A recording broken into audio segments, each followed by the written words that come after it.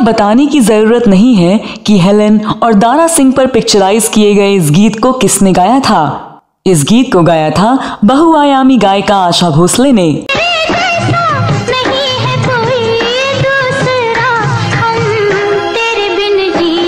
यह गीत आशा भोसले के लिए इतना खास है कि आशा भोसले ने इस गीत को माय फेवरेट नाम से जारी हुए कैसेट में स्थान दिया था।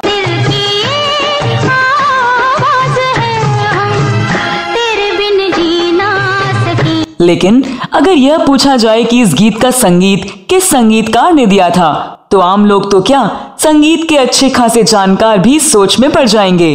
तो चलिए मैं आपको बता देती हूँ कि इस गीत और ऐसे कई बेहतरीन गीतों के संगीतकार थे गणेश शर्मा। गणेश शर्मा ने जिन गीतों को संगीतबद्ध किया वह अपने समय में खूब लोकप्रिय हुए और आज भी खूब लोकप्रिय हैं। मिसाल के तौर पर इसी गीत को सुनिए। दिल का नजराना ले और दिलदार ले, ये सच्चा प्यार है। उनके बनाए गए गीतों में महान गायक मोहम्मद रफी की याद दिलाने वाला यह गीत भी है जो कि आज भी अत्यंत लोकप्रिय है। दिल का सोना तराना ढूंढेगा, तीर निगाह। ऐसा ही एक अत्यंत कर्णप्रिय गीत लता मंगेशकर जी का गाया हुआ है जिसे बार बार सुनने का मन करेगा। तू प्यार मांगे प्यार दे दूं, ओ सावरिया, ओ बाके सावरिया। इस संगीतकार के बनाए गीत तो खूब लोकप्रिय हुए, लेकिन इन गीतों के संगीतकार हमेशा गुमनाम ही रहे। आज के वीडियो में मैं बात करने जा रही हूँ उसी गुमनाम संगीतकार और उनके गीतों के बारे में।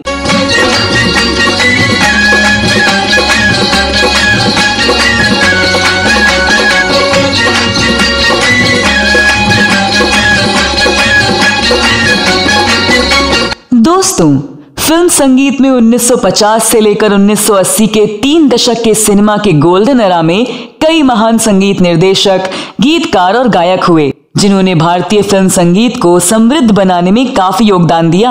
हालांकि कई को धन दौलत और शोहरत मिली और कईयों को वो शोहरत नहीं मिली जिसके वे हकदार थे, और इन संगीतकारों में गणेश जी भी थे। रूप का दर्पण, रूप क्या है। आपको जानकर आश्चर्य होगा कि इतना बेहतरीन संगीत देने वाले संगीतकार गुमनाम रह गए, जबकि उनका संबंध चोटी की संगीतकार जोड़ी लक्ष्मीकांत प्यारेलाल से था। आप सभी मशहूर संगीतकार जोड़ी लक्ष्मीकांत प्यारेलाल और उनके संगीत से खूब परिचित होंगे। उसी संगीतकार जोड़ी के प्यारेलाल जी के छोटे भाई थे गणेश राम प्रसाद शर्मा। गणेश शर्मा ने 1966 में अपने भाई प्यारेलाल और लक्ष्मीकांत की संगीतकार जोड़ी लक्ष्मीकांत प्यारेलाल के सहायक के रूप में काम करते हुए अपने संगीत के करियर का आरंभ किया और अपने बड़े भाई की सफलता में महत्वपूर्ण भूमिका निभाई। उन्होंने लक्ष्मीकांत प्यारेलाल जोड़ी की फिल्म पारसमणि सहित उनकी कई फिल्मों में सहायक के रूप में काम किया। वास्तव में यह कहा जाता है कि उस फिल्म के सफल संगीत में गणेश शर्मा का काफी योगदान था। हालांकि बाद में गणेश शर्मा ने स्वतंत्र संगीत निर्देशक के रूप में भी काम किया और करीब 16 फिल्मों के लिए संगीत दिया। दिल हमारा था, हमने हारा था, तुम पे वारा था। उनका जन्म 14 जनवरी 1945 को हुआ था। उनके पिताजी ट्रम्पेट प्लेयर पंडित राम प्रसाद शर्मा थे और उन्होंने ही संगीत की बुनियादी तालीम दी थी। गणेश के एक भाई तो प्यारेलाल थे, उनके अन्य भाई थे नरेश शर्मा, गोरख शर्मा, आनंद शर्मा और महेश शर्मा।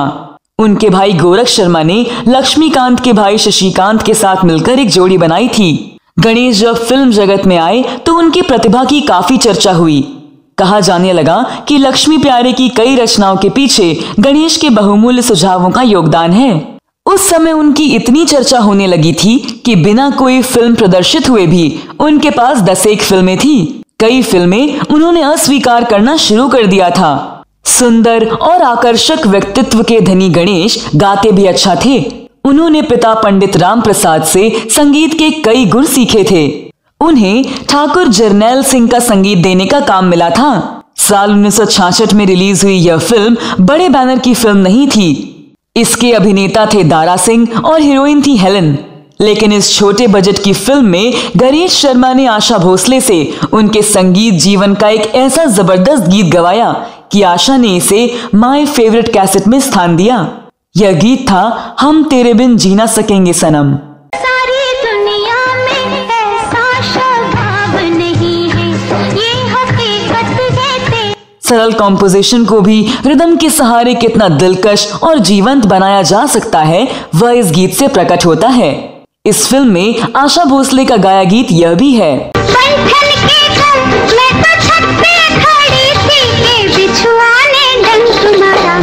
रिदम का ही प्रयोग हमें उनके बनाए कई गीतों में साफ नजर आता है। मिसाल के तौर पर इन गीतों को सुनिए। दिल ने प्यार किया है एक बेवफा से, घूंघट में नैना है, नैनों में गजरा है, पाँव में पायल पायलिया। उन्होंने 1973 में रिलीज हुई फिल्म धमकी में भी संगीत दिया। इनमें मुख्य भूमिकाओं में विनोद खन्ना और कुमकुम थे। हालांकि यह फिल्म बॉक्स ऑफिस पर हिट नहीं रही।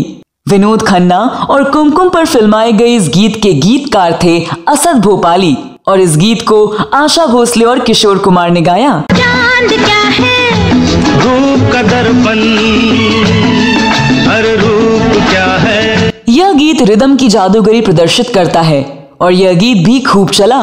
इसी फिल्म का गीत कली से बहारों से नजरों से भी बेहद पसंद किया गया।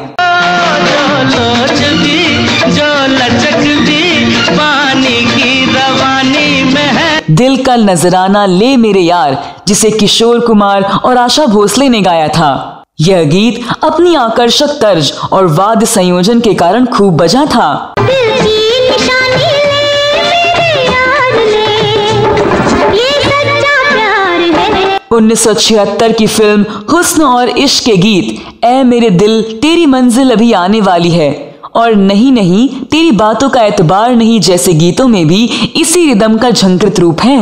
इससे हटकर इस फिल्म में गणेश ने मोहम्मद रफी से एक लयपूर्ण रूमानी गीत गवाया।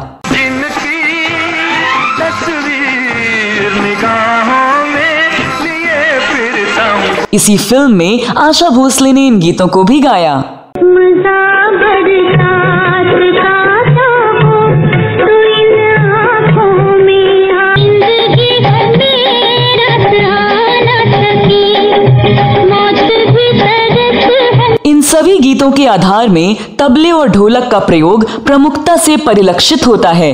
गणेश की संगीतबद्ध फिरोज खान और शाहिदा अभिनीत 1968 की फिल्म अंजाम का संगीत हिट रहा था। विशेषकर मुकेश का गाया जुल्फों का रंगी साया है तौबा खुदाया। इस गीत को HMV ने मुकेश के रेयर जेम्स कैसेट में भी शामिल करके इज्जत दी थी। वैसे यह गीत भी रिदम प्रधान था। जुल्फों का रंगी साया है तौबा खुदाया, तुम्हारी ये जम। ऐसा ही एक रवानगी भरा गीत था ए दिलरुबा कल की बात, जिसे मुकेश के साथ सुमन कल्याणपुर ने गाया था। ए दिलरुबा कल की बात कल के साथ गई, आपसे आओ करे मिलके। दरअसल गणेश रिदम के प्रभुत्व वाली आकर्षक संगीत रचनाएं बनाने में कुशल थे, पर उनकी त्रासदी रही कि उनकी शैली और तबले ढोलक के प्रयोग का अंदाज बिल्कुल लक्ष्मी प्यारे की शक्ल का ही था।